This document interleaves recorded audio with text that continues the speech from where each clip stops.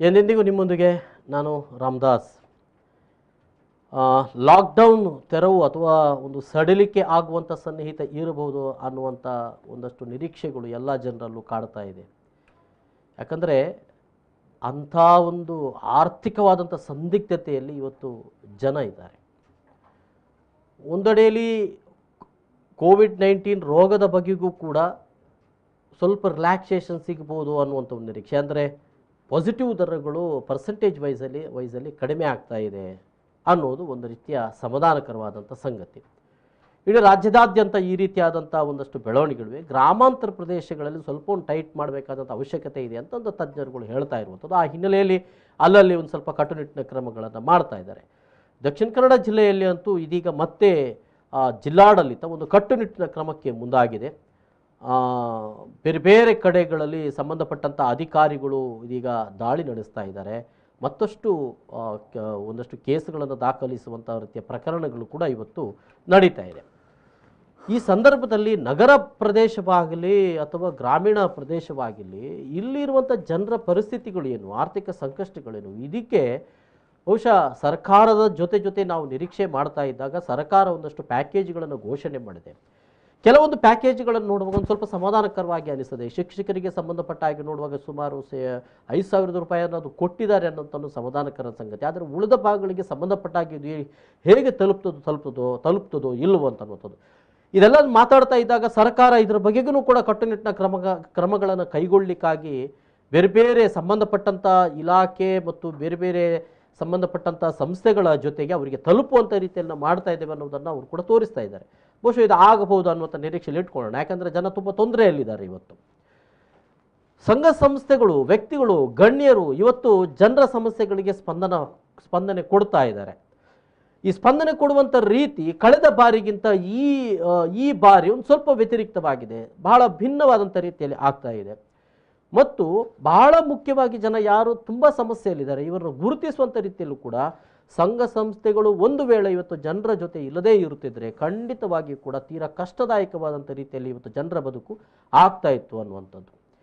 ಈ ಹಿನ್ನೆಲೆಯಲ್ಲಿ ಇವತ್ತು ನಮ್ಮ ಜೊತೆ ಉಭಯ ಜಿಲ್ಲೆಗಳಲ್ಲಿ ತಾನೊಬ್ಬ ವ್ಯಕ್ತಿಯಾಗಿ ಅಥವಾ ಒಂದು ಸಾಂಘಿಕವಾಗಿ ಅಥವಾ ಸಂಘ ಸಂಸ್ಥೆಗಳ ಮೂಲಕವೂ ಕೂಡ ತನ್ನನ್ನು ತಾನು ತೊಡಗಿಸಿಕೊಂಡು ಬಹಳ ಸಮಯಗಳಿಂದ ಈ ಕೆಲಸ ಮಾಡ್ತಾ ಬಂದಿದ್ರೂ ಕೂಡ ಈ ಒಂದು ಕೋವಿಡ್-19 ಲಾಕ್ಡೌನ್ ಸಂದರ್ಭದಲ್ಲಿ ತಾನು ಜನರ ಜೊತೆ ನಿಲ್ತೇನೆ ಅನ್ನುವಂಥ ಒಂದು ಮನಸ್ಸು ಮಾಡಿಕೊಂಡಿರುವಂಥ ಉದ್ಯಮಿ ಕಾಂಗ್ರೆಸ್ ಮುಖಂಡರಾದಂಥ ವಿವೇಕ್ ರಾಜ್ ಅವರು ನಮ್ಮ ಜೊತೆಗಿದ್ದಾರೆ. ಅವ್ರ ಜೊತೆ ನಾವು ಮಾತನಾಡೋಣ. ನಮ್ಮ ಜೊತೆಗಿದ್ದಾರೆ. ಕಾರ್ಯಕ್ರಮಕ್ಕೆ ಸ್ವಾಗತ. ನಮಸ್ತೆ. Thank you. ಬಹುಶಃ ಬಹಳ ಸಮಯಗಳಿಂದ ಯಾವಾಗ ಲಾಕ್ಡೌನ್ ಆಯಿತು ಅವತ್ತಿಂದ ನಾವು ನಿಮ್ಮ ಹೆಸರು ಕೇಳ್ತಾ ಇದ್ದೇವೆ. ಅದು ಕೂಡ ಎಲ್ಲೋ ಹಿಂದಿನಿಂದ ನಿಂತು ಕೈ ಕಟ್ಟಿ ನಿಂತು ನಿಮ್ಮಷ್ಟಕ್ಕೆ ನೀವು ಅಂದರೆ ಈ ಆಹಾರದ ಕಿಟ್ಗಳನ್ನು ಕೊಡುವುದರ ಮೂಲಕ ನೀವು ಅಲ್ಲಲ್ಲಿ ಕಾಣಿಸ್ಕೊಂಡಿದ್ರಿ. ಇತ್ತೀಚೆಗೆ ಬೇರೆ ಬೇರೆ ವಿಭಿನ್ನವಾಗಿ ಮಾಡ್ತಾ ಇದ್ದಾರೆ ಅಂತ ಗೊತ್ತಾಯಿತು. ಯಾಕೆ ಈ ಕಳೆದ ಬಾರಿ ಕೂಡ ನೀವು ತೊಡಗಿಸಿಕೊಂಡಿದ್ರ? ಈಗ ನಾನು ತೊಡಗಿಸಿಕೊಳ್ಬೇಕು ಅಂತ ಮನಸ್ಸು ಯಾಕೆ ಬಂತು ಈ ಸಂದರ್ಭ? ನಾನು ಇದು ಕೊರೋನಾ ಫಸ್ಟ್ ಟೈಮ್ ಬಂದಿದ್ದಾಗ ಆ ಟೈಮಿಂದ ನಾವು ಇದು ಜನರಿಗೆ ಸೇವೆ ಮಾಡಲಿಕ್ಕೆ ಸ್ಟಾರ್ಟ್ ಮಾಡಿದ್ವಿ. ಆದರೆ ಈ ಸಲ ಕಳೆದ ವರ್ಷ ಒಂದು 14-15 ಮಂತ್ಸ್ ಬ್ಯಾಕ್ ಫಸ್ಟ್ ವೇವ್ ಬಂದಿತ್ತಲ್ವಾ, ಆ ಟೈಮಲ್ಲಿ ನಾವು ಸ್ಟಾರ್ಟ್ ಮಾಡಿದ್ವಿ ಆ್ಯಕ್ಚುಲಿ. ಆದರೆ ಈ ಸಲ ಮಾತ್ರ ತುಂಬ ಬೇರೆ ಬೇರೆ ಸಣ್ಣ ಅಲ್ಲಿಗಲ್ಲಿ ಹೋಗಿ ಸಹ ನಾವು ಕೊಟ್ಟು ಬರ್ತಾ ಇದ್ದೇವೆ. ಈ ಬಾರಿ ಈ ಕಳೆದ ಬಾರಿ ಮತ್ತು ಈ ಬಾರಿ ನೋಡುವಾಗ ಜನರ ಪರಿಸ್ಥಿತಿಗಳನ್ನು ಹೇಗೆ ಗಮನಿಸಿದ್ರಿ? ಕಳೆದ ಬಾರಿ ಹೇಗಿತ್ತು? ತಾವೊಬ್ಬ ರಿಯಲ್ ಎಸ್ಟೇಟ್ ಉದ್ಯಮಿ ಕೂಡ. ಕಳೆದ ಬಾರಿ ಕಟ್ಟಡ ಕಾರ್ಮಿಕರು ವಲಸೆ ಹೋಗುವಂಥ ಪರಿಸ್ಥಿತಿಗಳೆಲ್ಲ ಬಂದದ್ದು. ಲಾಸ್ಟ್ ಟೈಮ್ ಈ ಮೈಗ್ರೆಂಟ್ ಲೇಬರ್ಸ್ ಅಲ್ಲಿ ಇದಾರಲ್ಲ, ಅವರಿಗೆ ತುಂಬ ಪ್ರಾಬ್ಲಮ್ ಆಗಿಬಿಟ್ಟು ಅವರು ತುಂಬ ಅಂದರೆ ಅವರಿಗೆ ಇಲ್ಲಿ ಇರಲಿಕ್ಕೆ ಮನಸ್ಸೇ ಇರಲಿಲ್ಲ. ನಾವು ಈ ಊರನ್ನು ಬಿಟ್ಟು ನಾವು ನಮ್ಮ ಊರಿಗೆ ಹೋಗಿ ನಾವು ಏನಾದರೂ ಕೃಷಿ ಆದರೂ ಮಾಡಿ ನಾವು ಲೈಫ್ ಮಾಡ್ಬೋದು ಅಂತ ಅವ್ರು ಥಿಂಕ್ ಮಾಡಿದರು. ಆದರೆ ಈ ಟೈಮ್ ಅಷ್ಟು ಜನರು ಮೈಗ್ರೇಟ್ ಆಗಲಿಲ್ಲ. ಲಾಸ್ಟ್ ಟೈಮ್ ಹೆಂಗೆ ಎಲ್ಲ ಜನರು ನಡ್ಕೊಂಡು ಸಿಕ್ಕಿದ ಟ್ರಾನ್ಸ್ಪೋರ್ಟನ್ನು ಅರೇಂಜ್ ಮಾಡಿ ಹೇಗೆಲ್ಲ ಹೋಗ್ತಿದ್ರು, ಆ ಟೈಮ್ ಅಂಥ ಸ್ಥಿತಿ ಈಗ ಬರಲಿಲ್ಲ. ಯಾಕಂದ್ರೆ ಕನ್ಸ್ಟ್ರಕ್ಷನ್ಗೆಲ್ಲ ಈಗ ಜನರು ಬಿಟ್ಟಿದ್ದಾರೆ, ರೋಡ್ ಕಾಂಟ್ರಾಕ್ಟ್ ಆಗ್ತಾ ಇದೆ. ಸೊ ಅಲ್ಲೆಲ್ಲ ಈಗ ಲೇಬರ್ಸ್ ಅಲ್ಲಿ ಇದ್ದಾರೆ. ಹೌದು. ಸೊ ತಮಗೆ ಆ ಕಳೆದ ಬಾರಿ ಏನು ಸಮಸ್ಯೆಗಳಾಯ್ತಾ ಕಾರ್ಮಿಕರ? ನನಗೆ ರಿಯಲ್ ಎಸ್ಟೇಟ್ ಅಂತ ಬಿಸ್ನೆಸ್ ಇಲ್ಲ ನನಗೆ. ನಾನು ಆಕ್ಚುಲಿ ಇದು ಫಾರ್ಮಿಂಗ್ ಮತ್ತೆ ಇಂಪೋರ್ಟ್ ಅಂಡ್ ಎಕ್ಸ್ಪೋರ್ಟ್ಸ್ ಅಂತ. ಸೊ ನಮ್ಮ ಫೀಲ್ಡಿಗೆ ಅಷ್ಟು ಎಫೆಕ್ಟ್ ಆಗಿರಲಿಲ್ಲ. ಆದರೆ ಡಿಮ್ಯಾಂಡ್ ಸಿಕ್ಕಾಪಟ್ಟೆ ಇದು ಕಮ್ಮಿ ಆಗಿತ್ತು. ಮತ್ತೆ ಫಾರ್ಮಿಂಗಿಗೆ ಅದು 24 hours ಇದು ರನ್ನಿಂಗ್ ಬಿಸ್ನೆಸ್ ಅದು. ಸೊ ಅದರಿಂದ ನಮಗೇನು ಅಷ್ಟು ಏನು ದೊಡ್ಡ ತೊಂದರೆ ಆಗಲಿಲ್ಲ. ಓಕೆ, ಈಗ ನಮ್ಮ ಜೊತೆ ನೇರ ಸಂಪರ್ಕದಲ್ಲಿ ಹಮೀದ್ ಅವರಿದ್ದಾರೆ ವಿಟ್ಲದಿಂದ. ನಮಸ್ಕಾರ ಹಮೀದ್. ನಮಸ್ಕಾರ ಸರ್, ನಾ ಪಟ್ಟಣದ ಹಮೀದ್ ವಿಟ್ಲದಿಂದ. ಮಾತಾಡಿ ಹಮೀದ್. ಕೊರೋನಾದಿಂದಾಗಿ ಜನರ ಬಾಳು ತುಂಬಾ ಕಷ್ಟಕರವಾಗಿದೆ.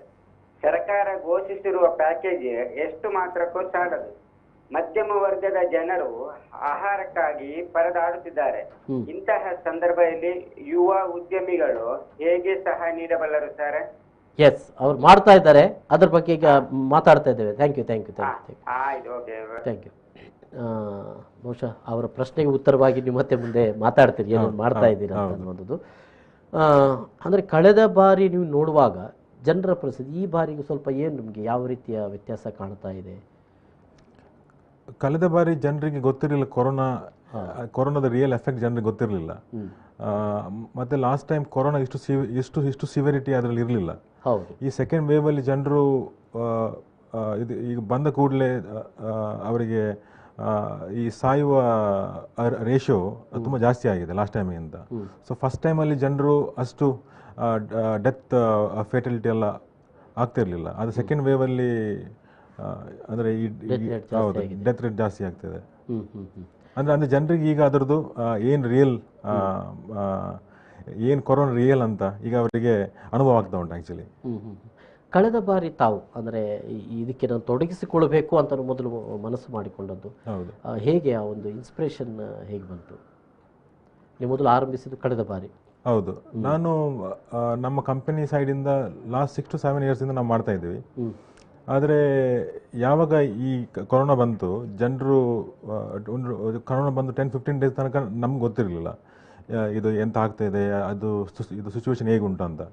15 days ಆದ ನಂತರ ನಮಗೆ ಯಾವಾಗ ನಾವು ಜನರನ್ನು ನಾವು ಇದು ನ್ಯೂಸಲ್ಲಿ ಮತ್ತು ನಮಗೆ ನೋಡ್ಲಿಕ್ಕೆ ಸಿಗ್ತಾರಲ್ಲ, ಆಗ ಗೊತ್ತಾಯಿತು ನಾವು ನಮ್ಮ ಸೈಡಿಂದ ಏನಾದರೂ ಸ್ವಲ್ಪ ದೊಡ್ಡ ಕಾಂಟ್ರಿಬ್ಯೂಷನ್ ನಾವು ಮಾಡಲೇಬೇಕು.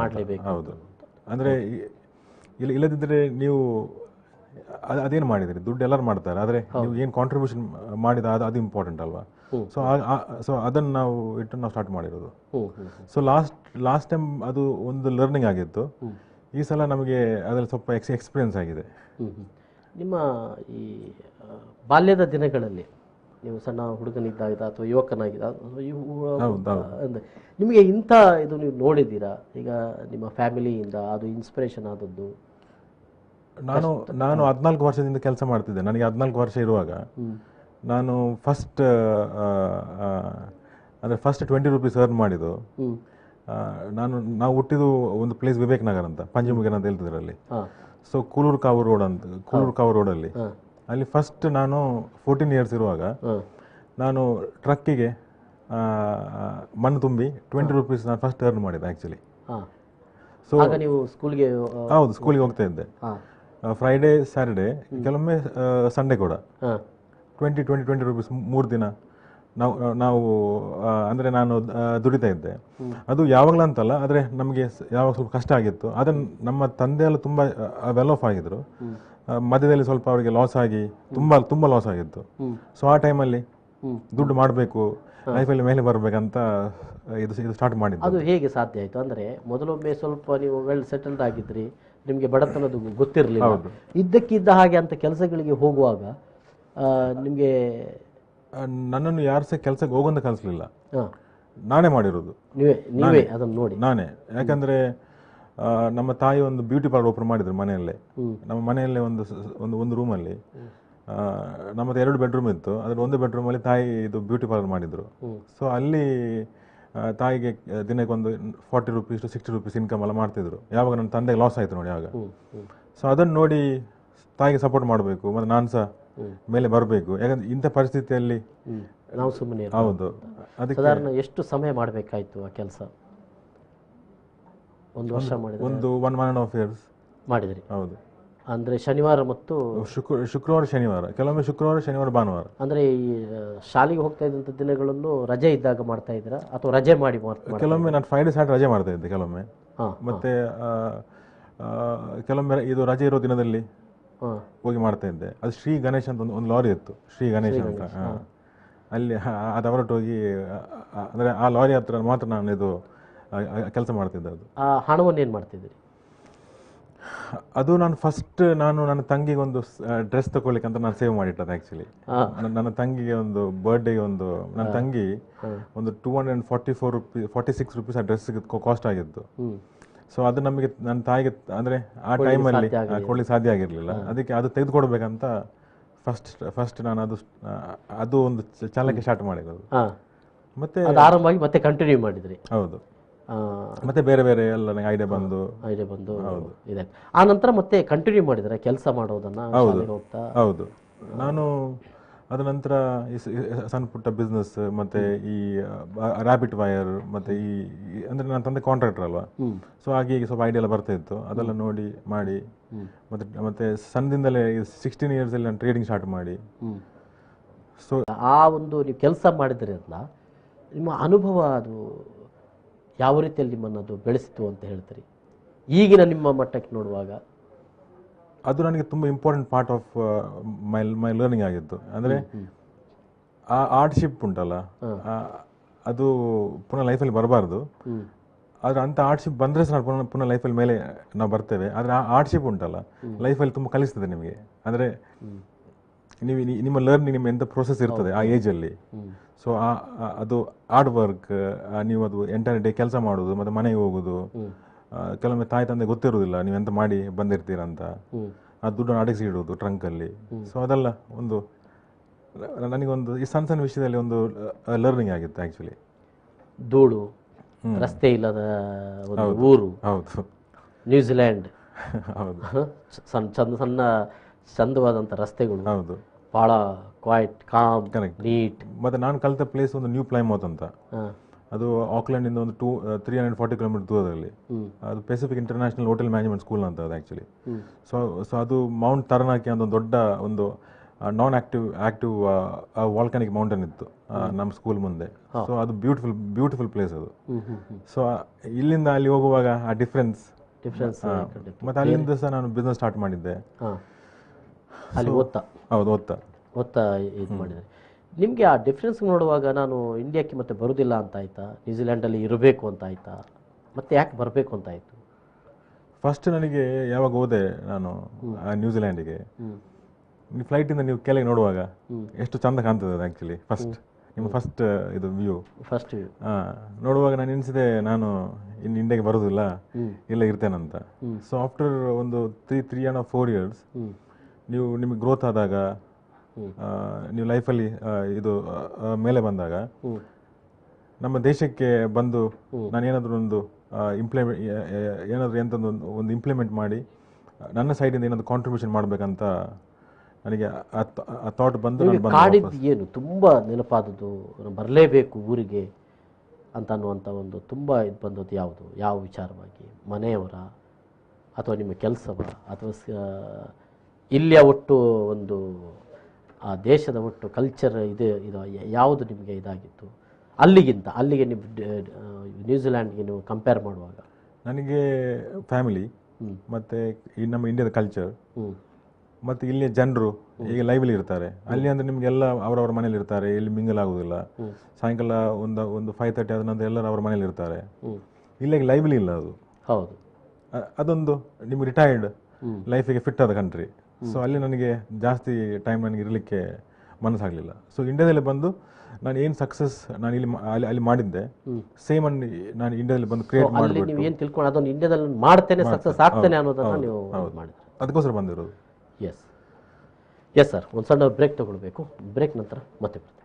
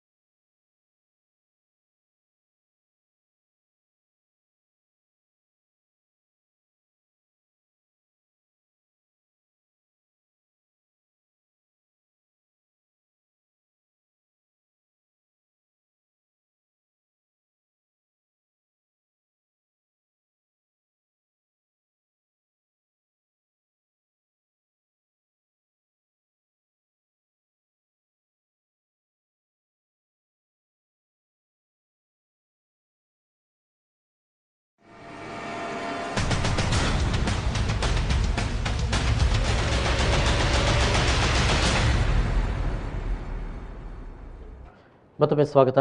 ನಮ್ಮ ಜೊತೆ ಯುವ ಉದ್ಯಮಿ ಕಾಂಗ್ರೆಸ್ ಮುಖಂಡರಾದಂಥ ವಿವೇಕ್ ರಾಜ್ ಅವರಿದ್ದಾರೆ. ಅವ್ರ ಜೊತೆ ನಾನು ಮಾತಾಡ್ತಾ ಇದ್ದೇನೆ. ಇದು ಬಹಳ ಒಂದು ರೋಚಕ ಕತೆ ಇದು. ಯಾಕಂದರೆ ಒಂದು ಒಂದು ಮಧ್ಯಮ ವರ್ಗದ ಕುಟುಂಬ ನೀವು. ತಂದೆಯವರು ತುಂಬ ನಷ್ಟದಲ್ಲಿ ಆಗ್ತಾರೆ. ಅವರನ್ನು ಅವರಿಗೆ ಸಾಥ್ ಕೊಡಬೇಕು ಅನ್ನುವಂಥ ಹಿನ್ನೆಲೆ ಕೆಲಸ ಮಾಡ್ತೀರಾ. ನಂತರ ಮತ್ತೆ ವಿದೇಶಕ್ಕೆ ಹೋಗ್ತೀರಾ, ಫಾರಿನ್ಗೆ ಹೋಗ್ತೀರಾ, ಅಲ್ಲಿ ಕಳೀತೀರಾ, ಅಲ್ಲೇ ಒಂದು ಬಿಸ್ನೆಸ್ಸನ್ನು ಆರಂಭ ಮಾಡ್ತೀರಾ, ಮತ್ತೆ ಭಾರತಕ್ಕೆ ಮತ್ತೆ ಬರ್ತೀರಾ. ಸೊ ಈ ಸಂದರ್ಭದಲ್ಲಿ ಬರುವಾಗ ಇಲ್ಲಿ ಏನೋ ಮಾಡಬೇಕು ಅಂತ ಅಲ್ಲಿ ಏನೋ ತಿಳ್ಕೊಂಡೋದು ಹೌದು, ಆದರೆ ಇಲ್ಲಿ ಬರುವಾಗ ಇಲ್ಲಿಯ ವಾಸ್ತವಿಕ ಪ್ರೆಸೆಂಟ್ ಸಿಸ್ಟಮೇ ಬೇರೆ ಇರ್ತದಲ್ವ, ಅದನ್ನು ಹೇಗೆ ನೀವು ಇದು ಮಾಡಿಕೊಂಡ್ರಿ? ನಾನು 2004 ಇದು VISL ಅಂತ ವಿಶ್ವೇಶ್ವರಯ್ಯ ಐನೋರ್ ಆ್ಯಂಡ್ ಸ್ಟೀಲ್ ಲಿಮಿಟೆಡ್ ಭದ್ರಾವತಿ, ಅವ್ರು ಟೆಂಡರ್ ಇಶ್ಯೂ ಮಾಡಿದರು ಐನೋರ್ ಎಕ್ಸ್ಟ್ರಾಕ್ಟ್ ಮಾಡಲಿ ಕೆಮ್ಮಣ್ಣುಗುಂಡಿಯಲ್ಲಿ. ಸೊ ಅದು ನನ್ನ ತಂದೆ ಹೇಳಿದ್ರು ನನಗೆ 2003 ನನ್ನ ತಂದೆ ಹೇಳಿದ್ರು ಒಂದು ಟೆಂಡರ್ ಬರ್ತಾ ಇದೆ, ಅದಕ್ಕೆ ನಾನು ಅಪ್ಲೈ ಮಾಡಬೇಕಂತ ನನ್ನ ತಂದೆ ಹೇಳಿದ್ರು. ಅದಕ್ಕೆ ನಾನು ಹೇಳಿದೆ ಓಕೆ ನೀವು ಅಪ್ಲೈ ಮಾಡಿ ಅಂತ. ಸೊ 2004 ಎಲ್ಲ ಅದು ಸರ್ವೆ ಎಲ್ಲ ಆಗಿ 2004 ಟೆಂಡರ್ ಇಶ್ಯೂ ಮಾಡಿದ್ರು. ಸೊ ಆ ಟೈಮಲ್ಲಿ ನಾನು ತಂದೆಗೆ ಹೇಳಿದೆ ನೀವು ಬಿಡ್ ಮಾಡಿ ಅಂತ. ಸೊ ನಾವು ಹೈಯೆಸ್ಟ್ ಬಿಡ್ಡಲ್ಲಿ ನಾನು ಆಗ 2004 ತೊಗೊಂಡದ್ದು ಕಾಂಟ್ರಾಕ್ಟ್ ಐನೂರನ್ನು ಎಕ್ಸ್ಟ್ರಾಕ್ಟ್ ಮಾಡಲಿಕ್ಕೆ. ಸೊ ಅದರ ಪರವಾಗಿ ನಾನು ಫಸ್ಟ್ ಇಂಡಿಯಾಗೆ ಬಂದು ನಮ್ಮ ಬಿಸ್ನೆಸ್ ಸ್ಟಾರ್ಟ್ ಮಾಡುವ ಅಂತ. So that was the main ಇದು ಏನು ಅಂದರೆ ಒಂದು ಬಿಸ್ನೆಸ್ ಆಗಿದೆ. ಸೊ ಬಂದ ಕೂಡಲೇ ಏನು ನನಗೆ ಹೊಸ ಸರ್ಚ್ ಮಾಡಲಿಕ್ಕೆ ಏನು ನನಗೆ ಇರಲಿಲ್ಲ. ಸರಿ. ಸೊ ಅದನ್ನು ಕಂಟಿನ್ಯೂ ಮಾಡಿ ಆಲ್ರೆಡಿ ಅದೊಂದು ಕಾಂಟ್ರಾಕ್ಟ್ ಆಗಿದೆ, ಐಡಿಯಾಸ್ ಬಂದಿದೆ, ಪ್ರಾಕ್ಟಿಕಲ್ ಆಗಿ ಮಾಡ್ಬೋದು ಅಂತ ಗೊತ್ತಾಗಿದೆ. ಹೌದು. ಸೊ ಅದು ಕಷ್ಟ ಆಗಲಿಲ್ಲ, ಇಲ್ಲಿ ಕಷ್ಟ ಆಗಲಿಲ್ಲ. ಹೌದು. ಇಲ್ಲದಿದ್ರೆ ಪುನಃ ಬಂದು ಒಂದು 2-3 ಹೊಸದಾಗಿ ಮಾಡೋದು ಅಂದರೆ ಕಷ್ಟ ಅನ್ನುವಂಥದ್ದು. ಸೊ ಆ ಸಂದರ್ಭದಲ್ಲಿ ನಿಮಗೆ ಸಪೋರ್ಟ್ ಹೇಗೆ ಸಿಕ್ಕಿತ್ತು? ನಾನು ಯಾವಾಗ ಇದು ಇಂಪೋರ್ಟ್ ಎಕ್ಸ್ಪೋರ್ಟ್ ಬಿಸ್ನೆಸ್ ಮಾಡ್ತಿದ್ದೆ ನ್ಯೂಜಿಲೆಂಡಿಂದ, ಇದು ಫಸ್ಟ್ ನಾನು ಅಲ್ಲಿಂದ ಎಕ್ಸ್ಪೋರ್ಟ್ ಮಾಡಿದ ಆ್ಯಂಕರ್ ಕಂಪನಿಯಿಂದ ಒಂದು ಬಟರ್ ಬರ್ತದೆ, ಕೊಲೆಸ್ಟ್ರಾಲ್ ಫ್ರೀ ಬಟರ್. ಅದು ಫಸ್ಟ್ ನಾನು ಮಾಡಿರೋದು ನ್ಯೂಜಿಲೆಂಡ್ಗೆ ಹೋಗಿ ಫಸ್ಟ್ ಎಕ್ಸ್ಪೋರ್ಟ್ ಮಾಡಲಿಕ್ಕೆ ಸ್ಟಾರ್ಟ್ ಮಾಡಿದ ವಸ್ತು ಅಂದರೆ ಬಟರ್ ನಾನು. ಅದರಿಂದ ಮತ್ತೆ ಇದು ನ್ಯೂಜಿಲೆಂಡ್ ಶೀಪುಲ್ ಮತ್ತು ಈ ಕಿವಿ ಫ್ರೂಟ್, ಮತ್ತು ಈ ಕಿವಿ ಫ್ರೂಟ್ ಇಂಡಿಯಾಗೆ ಫಸ್ಟ್ ಲಾಂಚ್ ಮಾಡಿದೆ ಆ್ಯಕ್ಚುಲಿ ಇನ್ ಬಿಗ್ ಸ್ಕೇಲ್ ನಾನೇ ಮಾಡಿರೋದು. ಸೊ ಇನ್ 2004 ಇದು governor of Mizoram, kiwi fruit actually New Zealand ಅಲ್ಲ? ಹೌದು, ನ್ಯೂಜಿಲೆಂಡ್ ಹೌದು. ಸೊ ಅದನ್ನು ದೊಡ್ಡ ಸ್ಕೇಲ್ ಲಾಂಚ್ ಮಾಡಿದರೆ ಇಂಡಿಯಾಗೆ ಸಪ್ಲೈ ಮಾಡಿದ ನಾವೇ actually. So 2004 government of India ಮತ್ತು ಇದು ಗವರ್ನರ್ ಆಫ್ ಮಿಜೋರಂ ನನಗೆ ಒಂದು ರಾಜೀವ್ ಗಾಂಧಿ ಅವಾರ್ಡ್ ಕೊಟ್ಟರು ಅವರು for contribution in nation building and success ಅಂತ. ಸೊ ಅದೆಲ್ಲ ಮಾಡಿ ನಾವು ಇಲ್ಲಿ ಇಂಡಿಯಾಗೆ ಬಂದಿದ್ದಾಗ so the growing was much more easier. Yes. So ಆ ಮೂಲಕವಾಗಿ ಆ ನಂತರ ನೀವು ರಾಜಕೀಯವಾಗಿ ಕೂಡ ಸ್ವಲ್ಪ ನಿಮ್ಮನ್ನು ತೊಡಗಿಸ್ಕೊಳ್ತೀರಿ. ಅಂದರೆ ಒಂದು ಕಡೆಯಲ್ಲಿ ನಿಮಗೆ ಒಂದು ಸರ್ವಿಸ್ ಮಾಡಬೇಕಂತ ಒಂದು ಮೋಟಿವ್ ಇರ್ತದೆ, ಅದರ ಜೊತೆಗೆ ನೀವು ರಾಜಕೀಯವಾಗಿ ತೊಡಗಿಸ್ಕೊಳ್ತೀರ ಅನ್ನುವಂಥದ್ದು. ಇದು ಹೇಗೆ ಸಾಧ್ಯ ಆಗ್ತದೆ? ಅಂದರೆ ಅಲ್ಲಿ ಫ್ರೀ ಮಾಡ್ಕೊಂಡಿದ್ದು ಬರಲಿಕ್ಕೆ ಸಾಧ್ಯ ಆಯಿತಾ ನಿಮಗೆ? ಹೇಗೆ ಆಯಿತು? ನಾನು ಅಲ್ಲಿಂದ ಬಂದದ್ದು 2004. ನಾನು ಈಗ ಪಾಲಿಟಿಕ್ಸ್ಗೆ ಸೇರಿರೋದು 2019-20 ಹೌದು, 1920.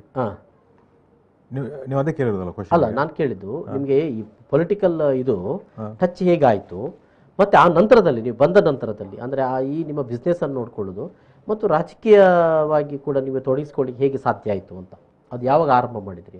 ಇಲ್ಲ, ರಾಜಕೀಯ ಆಗಿ ನಾನು ಮಾಡಿರೋದು 2019 ಹೌದೌದು. ಅದು ಮುಂಚೆ ನಾನು ಇರಲಿಲ್ಲ. ನಾನು ಖಾಲಿ ಬಿಸ್ನೆಸ್ ಮಾಡ್ತಾ ಇದ್ದೆ, ಮತ್ತೆ ಜನರಲ್ ಫ್ರೆಂಡ್ಶಿಪ್ ಅಲ್ಲಿ ಇತ್ತು. ಮತ್ತೆ ಯಾವ ಟೈಪ್ ಇದು ಹಾಗಾದ್ರೆ ಇತ್ತೀಚೆಗೆ ನೀವು ಹೊಸದಾಗಿ ಬಂದ್ರಿ, ಅಲ್ಲಿ ತನಕನೂ ನೀವು ನಿಮ್ಮ ಕೆಲಸದಲ್ಲೇ ತೊಡಗಿಸಿಕೊಂಡಿದ್ರಿ. ಬಹಳ ಹಿಂದಿನಿಂದ ನಿಮಗೆ ಇದರ ಟಚ್ ಇರಲಿಲ್ಲ, ಯಾವುದೇ ರೀತಿಯ ಟಚ್ ಇರಲಿಲ್ಲ ಅನ್ನುವಂಥದ್ದು. ಓಕೆ, 2019 ನೀವೀಗ ಈ ರಾಜಕೀಯಕ್ಕೆ ಬರುವಂತಹ ಸಂದರ್ಭದಲ್ಲಿ ನೀವು ಕಾಂಗ್ರೆಸ್ ಪಕ್ಷದ ಮುಖಂಡರಾಗ್ತೀರಿ. ಸೊ ಅಂದರೆ ಕಾಂಗ್ರೆಸ್ ಬಗ್ಗೆ ಒಲವು ವ್ಯಕ್ತಪಡಿಸ್ತೀರಿ. ನಾನು ಅಲ್ಲಿ ಈಗ ಒಂದು ಕಾರ್ಯಕರ್ತ ಆಗಿರುವುದು, ಕಾರ್ಯಕರ್ತ. ಅಲ್ಲಿ ಯಾಕೆ ಆ ಒಲವು ಬಂತು ಅಂತ? ಕಾಂಗ್ರೆಸ್ ಪಾರ್ಟಿ ಅಂದರೆ ಅವ್ರದ್ದು ತತ್ವ ಸಿದ್ಧಾಂತ ಅಲ್ಲ, ಒನ್ ನೇಷನ್ ಒನ್ ರಿಲಿಜನ್, ಅಂದರೆ ಜನರನ್ನೆಲ್ಲ ಒಟ್ಟಿಗೆ ಒಂದು ಕೂಡಿಸಿ ಸೇರಿಸಿಕೊಂಡು ಹೋಗೋದು ಪಾರ್ಟಿ ಅದು. ಸೊ ಅದರದ್ದು ಏನು ಕಾನ್ಸ್ಟಿಟ್ಯೂಷನ್ ಇದೆ ಆ ಪಾರ್ಟಿದು, ಅದು ನನಗೆ ತುಂಬ ಇಷ್ಟ ಆಯಿತು. ಮತ್ತು ಅದರಲ್ಲಿ ಇದ್ದ ಜನರು ಎಲ್ಲ ಓಪನ್ ಮೈಂಡೆಡ್ ಪೀಪಲ್ ಮತ್ತು ಹೆಲ್ಪಿಂಗ್ ನೇಚರ್. ಫಾರ್ ಎಕ್ಸಾಂಪಲ್ ನಮ್ಮ ಈ ದೈವನ್ ಡಿಸೋಜ, ನಾನು ಏನೆಲ್ಲ ಕಿಟ್ ಡಿಸ್ಟ್ರಿಬ್ಯೂಷನ್ ಮಾಡಿದ್ದೀನಿ, ಅದು ಹೇಗೆ ಪ್ಲ್ಯಾನ್ ಮಾಡಬೇಕು, ಅದನ್ನು ಯಾವ ಟೈಪ್ ಜನರಿಗೆ ಮುಟ್ಟಿಸಬೇಕು, ಹೇಗೆ ಜನರನ್ನು ನಾವು ಮೀಟ್ ಆಗ್ಬೋದು. ಯಾಕಂದರೆ ಪಾರ್ಟಿಯಲ್ಲಿ ಅವರಿಗೆ ದೊಡ್ಡ ಬೇಸ್ ಇರ್ತದೆ, ಅವ್ರಿಗೆ ಗೊತ್ತಿರ್ತದೆ ಜನರು ಎಲ್ಲೆಲ್ಲಿ ಇರ್ತಾರೆ ಅಂತ. ಸೊ ಅದು ನನಗೆ ತುಂಬ ತುಂಬ ಸಪೋರ್ಟ್ ಆಯಿತು ಆ್ಯಕ್ಚುಲಿ. ಸೊ ಅದರ ಥ್ರೂ ಅವ್ರು ನನಗೆ ಪ್ಲ್ಯಾನ್ ಮಾಡಿ ನನಗೆ ಹೇಗೆ ಇದನ್ನು ಎಕ್ಸಿಕ್ಯೂಟ್ ಮಾಡಬೇಕು, ಸೊ ಐಡಿಯಾ ಎಲ್ಲ ಕೊಡ್ತಾಯಿದ್ರು. ಸೊ ಆ ರೀತಿಯಲ್ಲಿ ನಾನು ಇನ್ವಾಲ್ವ್ ಆಗಿದ್ದೆ. ನಾನು ಇದನ್ನೆಲ್ಲ ಯಾಕೆ ಕೇಳ್ತಾ ಇದ್ದೇನೆ ಅಂದರೆ, ಈಗ ಈ ಸಂದರ್ಭದಲ್ಲಿ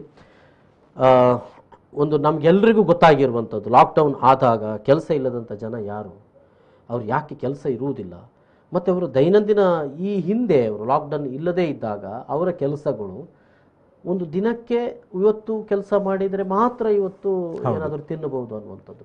ನಗರ ಭಾಗದಲ್ಲಿ ಒಂದು ನೀವು ತಿಳ್ಕೊಂಡ್ರೆ, ಗ್ರಾಮೀಣ ಭಾಗಕ್ಕೆ ಹೋದಾಗ ಮತ್ತೊಂದು ನೀವು ತಿಳ್ಕೊಂಡ್ರೆ, ಮೊದಲು ನೀವು ನಗರ ಭಾಗದಲ್ಲಿ ತಿಳ್ಕೊಂಡ್ರೆ ನೀವು ಎಂತೆಂಥ ಜನರೆಲ್ಲ ರೀಚ್ ಆದ್ರಿ, ಹೇಗಿದ್ರು? ನಾವೀಗ ನಗರದಲ್ಲಿ ನಾವೀಗ ಮೇನ್ ರೋಡಲ್ಲಿ ಹೋಗುವಾಗ ನಮಗೆ ಅಷ್ಟು ಪ್ರಾಬ್ಲಮ್ ಗೊತ್ತಾಗೋದಿಲ್ಲ. ನಾವು ಯಾವಾಗ ಇಂಟೀರಿಯರ್ ಹೋಗ್ತೇವೆ, ಇಲ್ಲೇ ಮಂಗಳೂರು ಒಳಗೇನೆ, ನೀವು ಈ ಕುಂಜತ್ಬೈಲ್, ಕೂಲೂರು, ಈ ಬಂದರ್ ಆಗಿರ್ಬೋದು, ನೀವು ಯಾವಾಗ ನಿಮಗೆ ಹೋಗ್ತೀರಿ ಅದರೊಳಗೆ, ನಮ್ಮ ಸಿಟಿ ಒಳಗೇನೆ ತುಂಬ ಕಷ್ಟದಲ್ಲಿದ್ದಾರೆ ಜನರು. ನಮಗೆ ಈಗ ಜಸ್ಟ್ ಕಾರಲ್ಲಿ ಹೋಗಿ ಬರುವಾಗ ನಮಗೇನು ಅದೇನು ಗೊತ್ತಾಗೋದಿಲ್ಲ. ಯಾವಾಗ ನೀವು ಫೀಲ್ಡಿಗೆ ಇಳಿತೀರಲ್ಲ, ಜನರಿಗೆ ನೀವು ನಿಮ್ಮ ಫುಡ್ಡನ್ನು ಮುಟ್ಟಿಸಬೇಕು, ನೀವು ಯಾರಿಗೆ ಇದು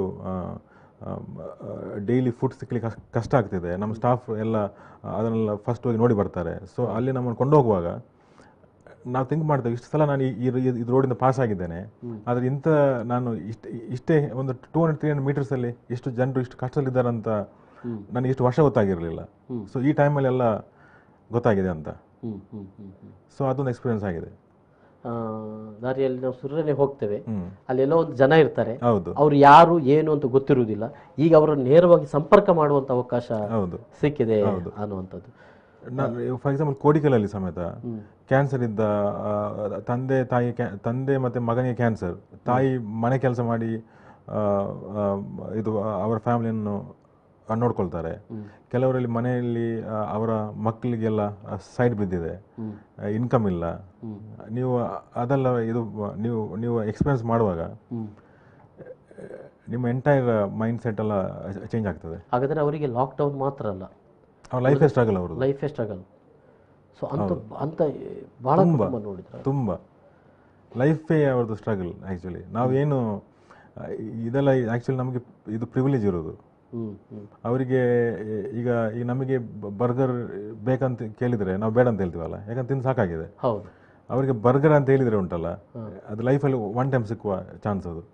ಪಿಜ್ಜಾ, ಬರ್ಗರ್ ಅಂದರೆ ಅಷ್ಟು ಡಿಫಿಕಲ್ಟ್ ಇದ್ದಾರೆ. ಕರೆಕ್ಟ್. ನಾವು ಹೇಳ್ತೀವಲ್ಲ, ಇಂಡಿಯಾ ಇಸ್ ಗ್ರೋಯಿಂಗ್ ಎಕಾನಮಿ, ಗಂಜಿ ಉಣ್ಣುವುದೇ ಕಷ್ಟ, ಇನ್ನು ಇನ್ನೊಂದು ಮಸಾಲೆ ದೋಸೆ ಇಲ್ಲಿ ಅಂತ. ಕರೆಕ್ಟ್. ಹಾಗೆ ಭಾಳ ಕಷ್ಟ ಅಂತ ಹೌದು. ನೀವು ಆಯ್ಕೆ ಮಾಡಿಕೊಂಡ್ರಲ್ಲ, ಅಂದರೆ ಇಂಥದ್ದೇ ಜನರಿಗೆ ಕೊಡ್ತೀರಂತ ನೀವೇ ಆಯ್ಕೆ ಮಾಡಿಕೊಂಡ್ರೆ ಇಂಥಲ್ಲಿ ಹೋಗಿ, ಅದು ಹೇಗೆ ನೀವು ಅದನ್ನು? ಅದು ನನ್ನ ಸ್ಟಾಫ್ಸ್ ಇದ್ದಾರೆ ಆ್ಯಕ್ಚುಲಿ. ಸೊ ಅವರು ಎಲ್ಲ ಏರಿಯಾಗಳು ಹೋಗಿ ಅಲ್ಲಿ ಹೇಗೆ ಲೋಕಲ್ ಜನರನ್ನು ಮೀಟ್ ಆಗಿಬಿಟ್ಟು, ಇಲ್ಲಿ ಯಾರಿಗೆ ಪ್ರಾಬ್ಲಮ್ ಇದೆ ಸ್ವಲ್ಪ ಅಲ್ಲಿ ಹೋಗಿ ಚೆಕ್ ಮಾಡಿಬಿಟ್ಟು ಅಲ್ಲ ಬಂದು ಅದನ್ನು ಡೇಟಾ ಕಲೆಕ್ಟ್ ಮಾಡಿ ಅಂಥ ಕುಟುಂಬಗಳಿಗೆ ಮಾತ್ರ ನೀವು? ಹೌದು, ಅಂಥವ್ರಿಗೆ ಮಾತ್ರ ಕೊಡೋದು. ಈಗ ಅಂದರೆ ಅಷ್ಟು ಕಷ್ಟದಲ್ಲಿದ್ದವ್ರಿಗೆ ಮಾತ್ರ.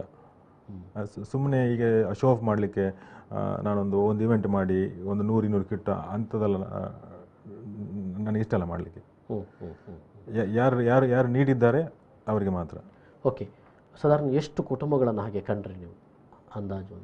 ನಾನೊಂದು 4500+ ಕಂಡಿದ್ದೇನೆ. 4000 ಟೋಟಲ್ ಇಡೀ ಇಲ್ಲಿವರೆಗೆ, ಸಿಟಿ ಮತ್ತು ವಿಲೇಜಸ್ ಎರಡು ಕಡೆ ಕೂಡ? ಹೌದು, ಜಾಸ್ತಿ ಆ್ಯಕ್ಚುಲಿ. ನಾನು ಇವತ್ತು ಒಂದು ಪ್ಲೇಸ್ಗೆ ಹೋಗಿದ್ದೆ. ಆ ಪ್ಲೇಸ್ ಹೆಸರು ನನಗೆ, ನೀವು ಕಲ್ಲಡ್ಕ ಹೋದ್ರಿ? ಹೌದು, ಆ ಪ್ಲೇಸ್ ಹೆಸರು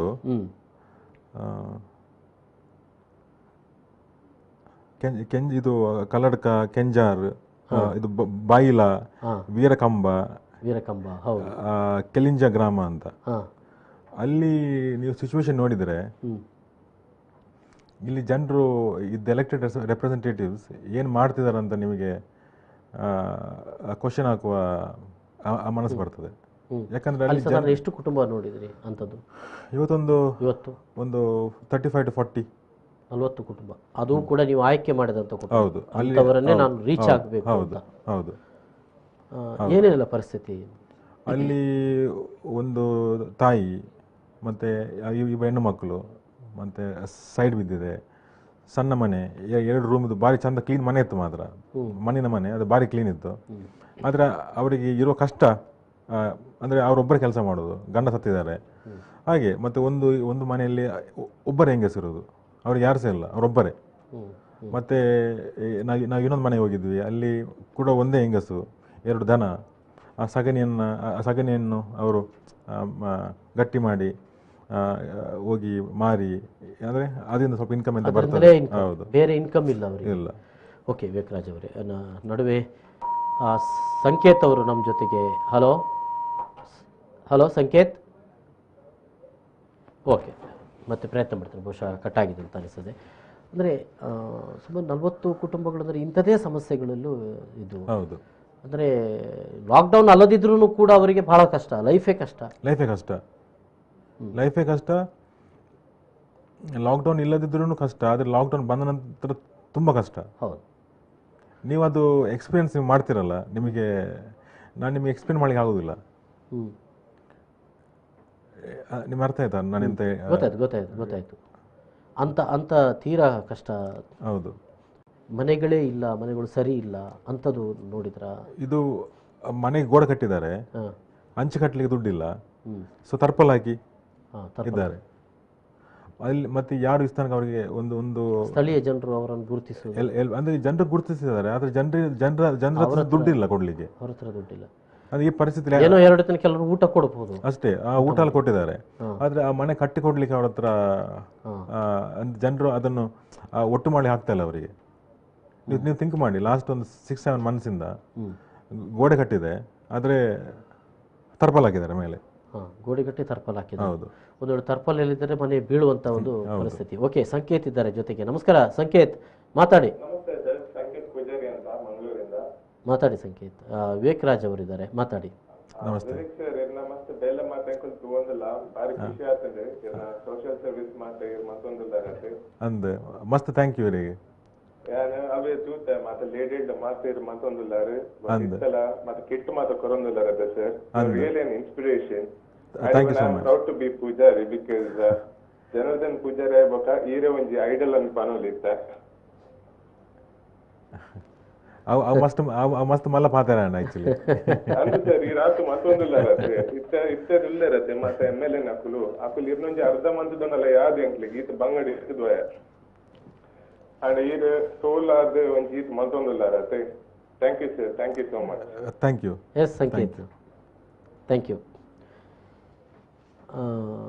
ಬಟ್ ನೀವು ಈ ಲಾಕ್ಡೌನ್ ಮತ್ತು ಇದಕ್ಕೆ ನಾನೇನಾದರೂ ಕೊಡಬೇಕು ಅಂತ ಅನ್ನೋ ಸಂದರ್ಭದಲ್ಲಿ ಇಂಥದ್ದನ್ನೆಲ್ಲ ನಾನು ನೋಡ್ಬೋದು ಅಂತ ನಿರೀಕ್ಷೆ ಇಟ್ಟಿದ್ರಾ? ಇಲ್ಲ, ನಾನೇನು ಸಹಾಯ ಮಾಡಬೇಕು ಅಷ್ಟೇ ಇತ್ತಾ? ನಾನು ಸಹಾಯ ಮಾಡಬೇಕಂತಿತ್ತು, ಆದರೆ ಫಸ್ಟ್ ನಾನು ಇದು ಯಾವಾಗ 14-15 ಮಂತ್ಸ್ ಯಾವಾಗ ಇದು ಲಾಕ್ಡೌನ್ ಆಗಿತ್ತು, ನಾವು ರೋಡ್ ಸೈಡ್ ಇರುವ ಲೇಬರ್ ಮೈಗ್ರೆಂಟ್ಸ್ಗೆಲ್ಲ ಫಸ್ಟ್ ಸ್ಟಾರ್ಟ್ ಮಾಡಿದ್ದು ನಾವು ಕೊಡಲಿಕ್ಕೆ. ಆಗ ಅಷ್ಟು ಗೊತ್ತಾಗಿರಲಿಲ್ಲ, ಯಾಕಂದರೆ ಇವ್ರು ಬರ್ತಾರೆ, ದುಡ್ಡು ಇದು ಊಟ ತಗೊಳ್ತಾರೆ ಹೋಗ್ತಿದ್ದಾರೆ ಅಂತ. ಮತ್ತೆ ನನ್ನ ವೈಫ್ ನನಗೆ ಹೇಳಿದ್ರು, ನೀವು ಇದು ಈಗ ರೋಡ್ ಸೈಡೆಲ್ಲ ನೀವು ಕೊಡ್ತಾ ಇದ್ದೀರಿ, ಮನೇಲಿ ಕೂತವ್ರು ತುಂಬ ಜನ ಇದ್ದಾರೆ, ನೀವು ಸರ್ಚ್ ಮಾಡಿ ಕೊಡಬೇಕು, ಯಾಕಂದರೆ ಲೋವರ್ ಮಿಡಲ್ ಕ್ಲಾಸ್. ಕಂಟಿನ್ಯೂ ಮಾಡೋಣ. ನಾಗರಾಜ್ ಅವರಿದ್ದಾರೆ ಊರ್ವದಿಂದ. ನಮಸ್ಕಾರ ನಾಗರಾಜ್, ಮಾತಾಡಿ. ವಿವೇಕರಾಜ್ ಅವರಿದ್ದಾರೆ. ನಮಸ್ತೆ ನಾಗರಾಜ್. ವಿವೇಕರಾಜ್ ಅವರು ಕೊಡ್ತೀರಾ? ಇದ್ದಾರೆ, ಮಾತಾಡ್ತಾ ಇದ್ದಾರೆ, ಮಾತಾಡಿ. ನಿಮ್ಮ ಹತ್ರನೇ ಮಾತಾಡ್ತಾ ಇದ್ದಾರೆ. ನಮಸ್ತೆ ನಾಗರಾಜ್. ಸರ್ ನಮಸ್ತೆ. ನಮಸ್ತೆ ಸರ್, ನೀವು ಫಸ್ಟ್ ನಾನು ನಿಮಗೆ ಕಂಗ್ರಾಚ್ ಹೇಳಕ್ಕೆ ಇಷ್ಟಪಡ್ತೇನೆ. Thank you. ಯಾಕಂದರೆ ನೀವು ಇಷ್ಟು ದೊಡ್ಡ ಉದ್ಯಮಿಯಾಗಿ ಇವತ್ತು ರಾಜಕೀಯದವರು ಅಂದರೆ ಇವರು ಮಾಡೋ ಕೆಲಸ ನೀವು ಮಾಡ್ತಾ ಇದ್ದೀರಾ. ಹೌದು, ಅದಕ್ಕೆ ತುಂಬ ಅಪ್ರಿಷಿಯೇಟ್ ಮಾಡ್ತಿದ್ದೇನೆ. Thank you. ನೀವು ಇನ್ನೂ ಸಹ ಜನರಿಗೆ ಸೇವೆ ಕೊಡುವಂಥ ದೇವರು ಆ ಶಕ್ತಿ ನಿಮ್ಗೆ ಕೊಡಲಿ ಅಂತೇಳಿ ಹಾರೈಸ್ತೀನಿ. Thank you. ಥ್ಯಾಂಕ್ ಯು ನಾಗರಾಜ್ರೆ. ಎಸ್, ಹೇಳ್ತಾ ಇದ್ರಿ ಅಂದರೆ ನಗರ ಮಟ್ಟದಲ್ಲಿ ಕೊಡ್ತಾ ಇದ್ರಿ ಅವರಿಗೆ. ಇದು ರೋಡ್ ಸೈಡಲ್ಲೆಲ್ಲ ಈ ಲೇಬರ್ಸ್ ಮತ್ತೆ ಈ ಅಂದರೆ ಈಗ ಸ್ಟ್ರೀಟಲ್ಲೆಲ್ಲ ಇರ್ತಾರಲ್ವ, ಮತ್ತೆ ನನ್ನ ವೈಫ್ ಹೇಳಿದ್ರು, ನೀವು ಸ್ಟ್ರೀಟಲ್ಲಿ ಜನರು ಬರ್ತಾರೆ, ನೀವು ನಿಮ್ಮ ಕಣ್ಣಿಗೆ ಅವ್ರು ಕಾಣ್ತಾರೆ, ನೀವು ಹೋಗಿ ಅವ್ರಿಗೆ ಫುಡ್ ಕೊಡ್ತೀರಿ. ಲೋವರ್ ಮಿಡಲ್ ಕ್ಲಾಸಲ್ಲಿ ಎಷ್ಟೋ ಜನರಿದ್ದಾರೆ, ಅವ್ರಿಗೆ ಇನ್ನೊಬ್ಬರ ಮನೆಗೆ ಹೋಗಿ ನನ್ನ ಹತ್ರ ಆ ಸಾಮಾನಿಲ್ಲ, ನನ್ನ ಹತ್ರ ವಸ್ತು ಇಲ್ಲ ತಿನ್ನಲಿಕ್ಕೆ, ಮನೆಯಲ್ಲಿ ಅಡುಗೆ ಮಾಡಲಿಕ್ಕೆ ವಸ್ತು ಇಲ್ಲ ಅಂತ ಕೇಳಲಿಕ್ಕೆ ಸಹ ತುಂಬ ಸಂಕೋಚ ಮತ್ತು ಮುಜುಗರ ಮಾಡುವವರು ಇರ್ತಾರೆ. ಅಂಥವ್ರು ನೀವು ಐಡೆಂಟಿಫೈ ಮಾಡಿ ನೀವು ಕೊಡಬೇಕಂತ. So after my wife told me, ನಾನು ನನ್ನ ಸ್ಟಾಫಿಗೆ ಹೇಳಿ ಅದರಿಂದನೇ ನಾವು ಓಕೆ, ಅಂದರೆ ಪ್ರಯತ್ನ ಮಾಡ್ತಿರೋದು. ಯಾರ್ಯಾರನ್ನು ಗುರುತಿಸುವಂಥ ಕೆಲಸವನ್ನು ಮಾಡಿದ್ರಿ. ಹೌದು, ಅದು ತುಂಬ ಕಷ್ಟದ ಕೆಲಸ ಆ್ಯಕ್ಚುಲಿ. ಅದು ನಾವು ಮಾಡ್ತಾ ಇರೋದು. ಇವತ್ತು ತಲುಪಲಿಕ್ಕೆ ಸಾಧ್ಯ ಆಗಿದೆ, ನಿಮಗೆ ಸಾಧ್ಯ ಆಗ್ತಾ ಇದೆ, ಇನ್ನೂ ಹೋಗ್ತಾ ಇದ್ದೀರಿ. ಇನ್ನೂ ಸಹ ಹೋಗ್ತೇವೆ ನಾವು. ಎಸ್ ಸರ್, ಒಂದು ನಡುವೆ ಬ್ರೇಕ್ ತಗೊಳ್ಬೇಕು. ಒಂದು ಸಣ್ಣ ಬ್ರೇಕ್ ನಂತರ ಮತ್ತೆ ಬರ್ತೀವಿ.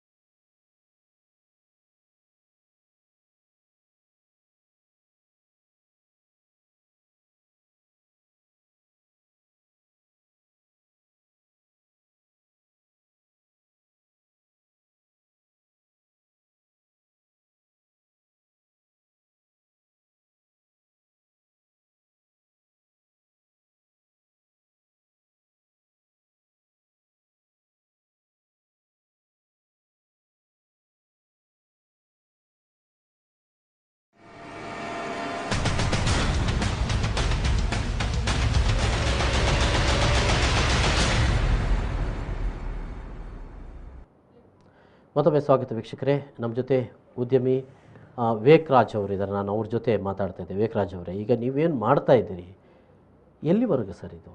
ನೀವೊಬ್ಬ ಉದ್ಯಮಿ, ನಿಮ್ಮ ಬಂದ ಲಾಭದಲ್ಲಿ ಅವರಿಗೆ ನೀವು ಕೊಡ್ತಾ ಇದ್ದೀರಿ. ಹೌದು, ಇಂಥ ಸಂದರ್ಭಗಳು ಮತ್ತೆ ಮತ್ತೆ ಬರ್ಬೋದು. ಈಗ ಈ ಲಾಕ್ಡೌನ್ನಿಂದ ಆದಂಥ ಒಂದು ಆರ್ಥಿಕ ಸಂಕಷ್ಟಗಳಿಂದ ಇವತ್ತು ಒಂದು ಸುದ್ದಿ ಬಂದಿದೆ. ಒಂದು ದಂಪತಿ ಆತ್ಮಹತ್ಯೆ ಮಾಡಿಕೊಂಡಿದ್ದಾರೆ. ಕಾರಣವೇ ಆರ್ಥಿಕ ಸಂಕಷ್ಟ. ಅದು ಕೂಡ ಈ ಕೊರೋನಾ ಮತ್ತು ಕೋವಿಡ್-19ನ ಈ ಲಾಕ್ಡೌನ್, ಏನು ಲಾಕ್ಡೌನ್ ಬಂದಿದೆ, ಈ ಲಾಕ್ಡೌನ್ನಿಂದಾಗಿ ಅವರಿಗೆ ಆರ್ಥಿಕ ಸಂಕಷ್ಟ ಬಂತು. ಅದರಿಂದಾಗಿ ಅವರು ಏನು ಮಾಡಲಾಗಿದೆ, ಇಬ್ಬರು ಕೂಡ ದಂಪತಿಗಳು ಆತ್ಮಹತ್ಯೆ ಮಾಡಿಕೊಂಡಿದ್ದಾರೆ ಅಂತ ಅನ್ನುವಂಥದ್ದು. ಎಲ್ಲಿವರೆಗೆ ಇದನ್ನು ಒಬ್ಬ ವ್ಯಕ್ತಿಯಾಗಿ ಮಾಡಲಿಕ್ಕೆ ಸಾಧ್ಯ ಇದೆ? ಏನು ಮಾಡೋದು? ತುಂಬ ಕಷ್ಟ ಆಗ್ತದೆ ಆ್ಯಕ್ಚುಲಿ. ಕಷ್ಟ ಅಂದರೆ ನಮಗೇನು ಕಷ್ಟ ಆಗ್ತಿಲ್ಲ, ಅದು ಇದನ್ನು ಇದೇ ಕಂಟಿನ್ಯೂ ಆಗ್ತಾ ಇದ್ರೆ ಎಷ್ಟಂತ ಒಬ್ಬ ಮಾಡಲಿಕ್ಕೆ ಆಗ್ತದೆ. ಅಂದರೆ ನಾವು ಬಿಸ್ನೆಸ್ ಸಹ ಮಾಡಬೇಕು, ಪ್ಲಸ್ ಈ ಸೋಷಿಯಲ್ ಸರ್ವಿಸ್ ಸಹ ಮಾಡಬೇಕು, ಮತ್ತು ಈ ಪ್ಲಸ್ ಈ ಬಿಸ್ನೆಸ್ ಎನ್ವೈರ್ಮೆಂಟ್ ಸಹ ಈಗ ಸರಿ ಇಲ್ಲ. ಹೌದು, ಅಂದರೆ ನಾನು ನನ್ನ ಬಗ್ಗೆ ಮಾತಾಡೋದಲ್ಲ, ಆದರೆ ಬಾಕಿಯವರು ಸಹ ಈಗ ಟೋಟಲ್ ಆಗಿ ನಿಮಗೆ ಗೊತ್ತಿದೆ 72% ಆಫ್ ಯೂತ್ಗೆ ಕೆಲಸ ಇಲ್ಲ, ಎಲ್ಲ ಬಿಸ್ನೆಸ್ ಎಲ್ಲ ಡ್ರಾಪ್ ಆಗಿದೆ. ಸೊ ಇನ್ನು ಮುಂದೆ ಕಷ್ಟ ಜಾಸ್ತಿ ಆಗ್ತಾ ಇರ್ತದೆ ಆ್ಯಕ್ಚುಲಿ. ನೀವೆಷ್ಟು ಒಂದು ಬಿಸ್ನೆಸ್ ಮ್ಯಾನ್ ಆಗಿ ನೀವು ಎಷ್ಟಂತ ಮಾಡಲಿಕ್ಕೆ ಆಗ್ತದೆ? ಎಷ್ಟಂತ ಮಾಡಲಿಕ್ಕೆ, ಅದನ್ನು ಕೂಡ ನೋಡಬೇಕು, ಮುಂದೆ ನಾನು ಏನು ಮಾಡಬೇಕು ಅಂತ ಅನ್ನುವಂಥದ್ದು. ಪ್ರಕಾಶ್ ಕರ್ಕೇರ್ ಅವರು ನಮ್ಮ ಜೊತೆಗಿದ್ದಾರೆ. ನಮಸ್ಕಾರ. ನಮಸ್ಕಾರ ಸರ್. ರಾಮದಾಸ್ ಅವರಿಗೆ ನಮಸ್ಕಾರ. ನಮಸ್ಕಾರ. ವಿವೇಕ್ ರಾಜ್ ಅವರು ಇದ್ದಾರೆ ಸರ್, ಮಾತಾಡಿ. ಒಂದು ಪ್ರಕಾಶ್ ಕರ್ಕೇರ ಬಂದು ಬೊಕ್ಕಪಟ್ಟಣ ಬರ್ತಾರೆ. ಪಲ್ಲೆ ಸರ್, ಪಾತ್ರೆ ಸರ್. ವಿವೇಕ್ ರಾಜ್ ಒಂಜಿ ಬಾರಿ ಒಂಜಿ ಎಟ್ಟ ಕೆಲಸ ಮಲ್ತೊಂದಿಲ್ಲ ಬಂದಾಗ ಯಾನು Aron ಇನ್ನೊಂಜಿ WhatsApp message Sony Sood ಬಂದ ಇಂಚಿನ ಆಕ್ಟರ್ ಉಳ್ಳೇರ ನಮ್ಮ ಹಿಂದೆ ಆಕ್ಟರ್ ಆರು ಈ ಸೂದ್ ಚಾರಿಟೇಬಲ್ ಫೌಂಡೇಶನ್ ಕೊಂಡು ಮಲ್ತೇವೆ ಸರ್. ಎನ್ನ ಒಂದು ಕ್ವಶನ್ ಎಂಜಿನ ಬಂದಾಗ ಆಕ್ಚುಲಿ ಇವ್ನ ಎಂಜಿನ ಇಂಜ ವರ್ಕ್ ಇಂಜ ಮಲ್ತೊಂದಲ್ಲರ ಈಸ್ ರಿಯಲಿ ಅಪ್ರಿಷಿಯೇಬಲ್. ಅವಳ ಈಗ ಒಂದು ಕ್ರಿಟಿಕಲ್ ಕಂಡೀಷನ್. ಸೊ ಎನ್ನ ಪಾಯಿಂಟ್ ಎಂಜ ಪನ್ನ ಇರುತ್ತೆ ಹೂವಾಂಡ ಚಾರಿಟೇಬಲ್ ಇಂಚ ಒಂದೇಟ್ ಮಲ್ತೊಂದಲ್ಲರ ಇರ್ನ ಪನಾಮ ಇಂಚಿನ ಇಂಚಿನ ಉಂಡ ಐತ ಬಗ್ಗೆ ಮಲ್ತೊಂದಲ್ಲರ ಪಂಚಿನ ಒಂದು ಪ್ರಶ್ನೆ.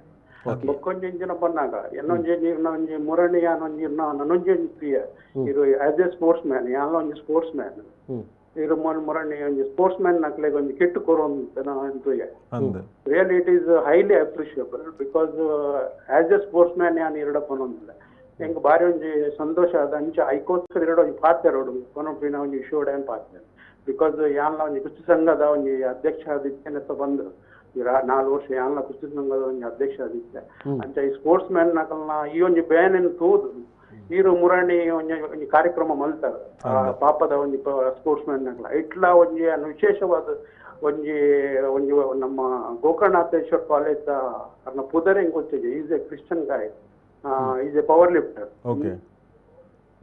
ಕರ್ನಾಟಕಲ ಪೋದು Ronald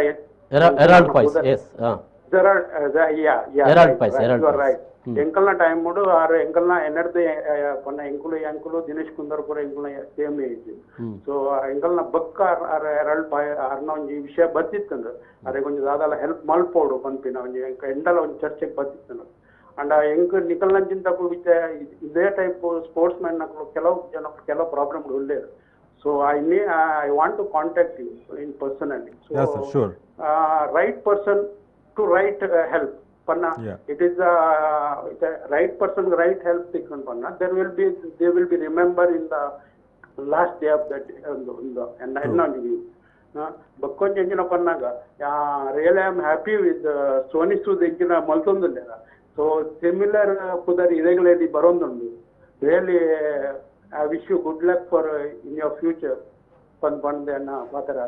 Yes sir, thank you. So ಒಂದು ಪ್ರಶ್ನೆ ಅವರು ನೀವು ಹೇಗೆ ಕೊಡ್ತಾ ಇದ್ದೀರಿ ಅಂತ ವೈಯಕ್ತಿಕವಾಗಿ ಕೊಡ್ತಾ ಇದ್ದೀರಾ, ಟ್ರಸ್ಟ್ ಮಾಡಿದ್ದೀರಾ, ಇಲ್ಲ ಮುಂದೆ ಏನಾದರೂ ಪ್ಲಾನ್ ಇಟ್ಕೊಂಡಿದ್ದೀರಾ? ಇದು ಇಲ್ಲ, ಈಗ ನನಗೇನು ಪ್ಲಾನ್ ಇಲ್ಲ ಆ್ಯಕ್ಚುಲಿ. ನಾನೀಗ ನನ್ನ ಕಂಪನಿದು ಫಂಡ್ಸಿಂದನೇ ನಾನೀಗ ಯೂಸ್ ಮಾಡಿ ಇದು ಜನರಿಗೆಲ್ಲ ಈಗ ಸೇವೆ ಮಾಡ್ತಾ ಇರೋದು. ನಾನು ಟ್ರಸ್ಟ್ ಏನು ಮಾಡಿಲ್ಲ. ಟ್ರಸ್ಟ್ ಮಾಡಲಿಲ್ಲ. ಇನ್ನು ಅದ್ರ ಬಗ್ಗೆ ಮುಂದೆ ಇದನ್ನು ಹೇಗೆ ತಗೊಂಡು ಹೋಗ್ಬೇಕು ಅಂತ ಇದೆ ನಾನು ಅದಷ್ಟು ಥಿಂಕ್ ಮಾಡಲಿಲ್ಲ ಆ್ಯಕ್ಚುಲಿ. ಸೊ ಈ ಟೈಮಲ್ಲಿ ಏನು ಜನರಿಗೆ ಮಾಡ್ಬೋದು ಅಷ್ಟು ಮಾತ್ರ. ಈ ಟೈಮಲ್ಲಿ ನೀವು ಅಲ್ಲಿ ದಾರಿಯಲ್ಲಿದ್ದಂಥ ಯಾರೋ ವಲಸಿಗರು ಕಾರ್ಮಿಕರು ಅವರಿಗೆ ನೀವು ಕೊಡ್ತಾ ಬಂದ್ರಿ. ಸೊ ನಿಮ್ಮ ಮಿಸಸ್ ಒಂದು ಸಲಹೆ ಕೊಟ್ಟರು. ಆ ಸಲಹೆ ಮೇರೆಗೆ ನೀವು ಮತ್ತೆ ಎಲ್ಲಾ ಕಡೆಯೂ ಯಾರು ನಿಜವಾಗಿಯೂ ಕೂಡ ತುಂಬಾ ಕಷ್ಟದಲ್ಲಿದ್ದಾರೆ ಅವರನ್ನು ಗುರುತಿಸಿ ಅವರಿಗೆ ಕೊಡುವಂತ ಕೆಲಸಗಳನ್ನು ಮಾಡ್ತಾ ಬಂದ್ರಿ. ಇದನ್ನು ಮಾಡ್ತಾ ಬರುವಾಗ ಬೇರೆ ಬೇರೆ ಬೇರೆ ಬೇರೆ ರೀತಿಯಾದಂಥ ಅಂದ್ರೆ ಇದಕ್ಕೂ ಮೀರಿದಂಥ ಕಷ್ಟಗಳನ್ನು ನೋಡ್ಕೊಳ್ತಾ ಬಂದ್ರಿ. ಇಲ್ಲಿ ಬಂದಾಗ ನಿಮ್ಗೆ ಏನು ಹೊಳೆಯಿತು ಅಂತ, ಆ ನಂತರದಲ್ಲಿ ಇನ್ನು ಏನು ಅಂತ ಬಂದಾಗ ಇನ್ನೇನು ಏನೆಲ್ಲ ಮಾಡ್ಬೋದು ಅಂತ ನನಗೆ ಪ್ಲಾನ್ ಬಂದಿದೆ. ಕ್ವಶನ್ ಆಗಿ ಹೌದು, ಏನು ಇಷ್ಟು ಏನು ಆಗಲಿಲ್ಲ. ಈಗ ನಾನೊಂದು ಕಂಪನಿಯಾಗಿ ಇಷ್ಟು ಮಾಡುವಾಗ ಒಂದು ಗೌರ್ಮೆಂಟ್ ಎಂತೆಲ್ಲ ಮಾಡ್ಬೋದಿತ್ತು ಅಂತ ಒಂದು ಕ್ವಶನ್ ಮಾರ್ಕ್ ಬರ್ತದೆ. ನಡುವೆ ವರುಣ್ ಅವರು ನಮ್ಮ ಜೊತೆಗೆ ಬೋಳೂರಿನಿಂದ, ಬಹುಶಃ ವರುಣ್ ನಮಸ್ಕಾರ, ಮಾತಾಡಿ. ನಮಸ್ಕಾರ ಸರ್. ಮಾತಾಡಿ. ವಿವೇಕ್ ಸರ್ ಅವರಿಗೆ ನಮಸ್ಕಾರ. ನಮಸ್ತೆ ಸರ್. ನೀವು ಈ ಲಾಕ್ಡೌನ್ ಅಲ್ಲಿ ತುಂಬಾ ಒಳ್ಳೆ ಎಲ್ಲರಿಗೆ ತುಂಬಾ ಕಿಟ್ಗಳನ್ನು ಹಂಚ್ತಿರ್ತೀರಿ, ಮತ್ತೆ ತುಂಬಾ ಜನರಿಗೆ ತುಂಬಾ ಸಹಾಯ ಮಾಡ್ತಿದ್ದೀರಿ ಸರ್. ನೀವು ಕಾಂಗ್ರೆಸ್ ಇಂದ ನೀವು ಇನ್ನು ತುಂಬಾ ಮೇಲೆ ಬರಬೇಕು. ನಾವೆಲ್ಲ ಸಪೋರ್ಟ್ ಇದ್ದೇವೆ ಸರ್ ನಿಮ್ಗೆ ಯಾವತ್ತೂ ಕೂಡ. Thank you. ನಿಮ್ಮ ಜನಸೇವೆಗೆ ನಾವು ತುಂಬಾ ಮೆಚ್ಚಿದ್ದೇವೆ ನಿಮಗೆ. ಹೀಗೆ ನೀವು ತುಂಬಾ ಬೆಳೀತಾ ಇನ್ನು ಜನರಿಗೆ ತುಂಬಾ ಸಹಾಯ ಮಾಡ್ತಾ ಇರ್ಬೇಕು ಸರ್, ಹೀಗೆ ಮುಂದೆ ಕೂಡ. Thank you Varun. Yeah, thank you. Thank you. Sportsman ಬಗ್ಗೆ ಕೂಡ ಹೇಳಿ. ಹೌದು, ಯಾವ ರೀತಿ ಅಂದರೆ ಸ್ಪೋರ್ಟ್ಸ್ ಮ್ಯಾನ್ಗಳಂತೂ ಈಗ ಆ್ಯಕ್ಚುಲಿ ಅವರು ಫಿಸಿಕಲಿ ಆಗಿ ಈಗ ಗಟ್ಟಿ ಇರಬೇಕು. ಅವರು ಮುಂದಿನ ಇದಕ್ಕೆ ವರ್ಷ ತುಂಬ ಅದು ಕುಗ್ಗುವಂಥ ಪರಿಸ್ಥಿತಿ ಆಗಿದೆ. ನೀವೇನು ಕಂಡುಕೊಂಡ್ರೆ? ನಾನು ಮೊನ್ನೆ ಲಾಸ್ಟ್ 4-5 ಡೇಸ್ ಬ್ಯಾಕ್ ಸ್ಪೋರ್ಟ್ಸ್ ಮಕ್ಕಳಿಗೆ ಯಾರು ತುಂಬ ತೀವ್ರವಾಗಿ ಈಗ ಕಷ್ಟದಲ್ಲಿರ್ತಾರೆ, ಈಗ ಒಂದು ಸ್ಪೋರ್ಟ್ಸ್ ಮ್ಯಾನ್ ನೀವು ಆ ಲೆವೆಲ್ ಆಫ್ ಕಾಂಪಿಟೇಷನಲ್ಲಿ ನೀವು ಒಂದು ಕಾಂಪೀಟ್ ಮಾಡಬೇಕಾದ್ರೆ ನಿಮಗೆ ಆ ಟೈಪ್ ಇದು ಫುಡ್ ಸಿಗಬೇಕು, ನಿಮಗೆ ಆ ಟೈಪ್ ಫೆಸಿಲಿಟಿ ಸಿಗಬೇಕು. ಆ ಟೈಪ್ ಫೆಸಿಲಿಟಿ ನಿಮಗೆ ಲಾಕ್ಡೌನಲ್ಲಿ ಈಗ ತೀರಾ ಪಾಪದವರಿಗೆ ಸಿಕ್ಕೋದಿಲ್ಲಲ್ಲ. ಸೊ ನಾನು ಥಿಂಕ್ ಮಾಡಿದೆ, ಅಂದರೆ ನನ್ನ ಮೈಂಡಿಗೆ ಜಸ್ಟ್ ಒಂದು ಥಾಟ್ ಬಂತು ಮಂಗಲ ಸ್ಟೇಡಿಯಂ ಪಾಸ್ ಆಗುವಾಗ. ಇಲ್ಲಿ ಯಾವಾಗಲೂ ಜನರು ಅಷ್ಟು ಪ್ರಾಕ್ಟೀಸ್ ಮಾಡ್ತಾರೆ, ರನ್ನಿಂಗ್ ಮಾಡ್ತಾರೆ. ಈ ಸಡನ್ ಆಗಿ ಅದೇ ಅಷ್ಟು ಎಂಟಿ ಬಿದ್ದಿದೆ. ಸೊ ಈಗ ಸ್ಪೋರ್ಟ್ಸ್ ಮ್ಯಾನ್ ಎಲ್ಲ ಎಂತ ಮಾಡ್ತಾರೆ ಅಂತ ನನಗೆ ಥಾಟ್ ಬಂತು. ಆಗ ನನ್ನ ಫ್ರೆಂಡ್ ಒಬ್ಬರಿದ್ದಾರೆ, ನನ್ನ ಫ್ರೆಂಡ್ ಮಹೇಶ್ ಇದ್ದಾರೆ. ಸೊ ನಾನು ಅವರಿಗೆ ಹೇಳಿದೆ. ಸೊ ಅವರು ಅದನ್ನೆಲ್ಲ ಯಾರು ತೀರಾ ಬಡ ಕುಟುಂಬದ ಸ್ಪೋರ್ಟ್ಸ್ ಮ್ಯಾನ್ ಅಲ್ಲಿ ಇದ್ದಾರೆ ಅವ್ರನ್ನ ಐಡೆಂಟಿಫೈ ಮಾಡಿ ಒಂದು ಲಿಸ್ಟ್ ತಗೊಂಡು ಒಂದು 60-65 ಜನರದ್ದು ಲಿಸ್ಟ್ ತೊಗೊಂಡು ಬಂದರು.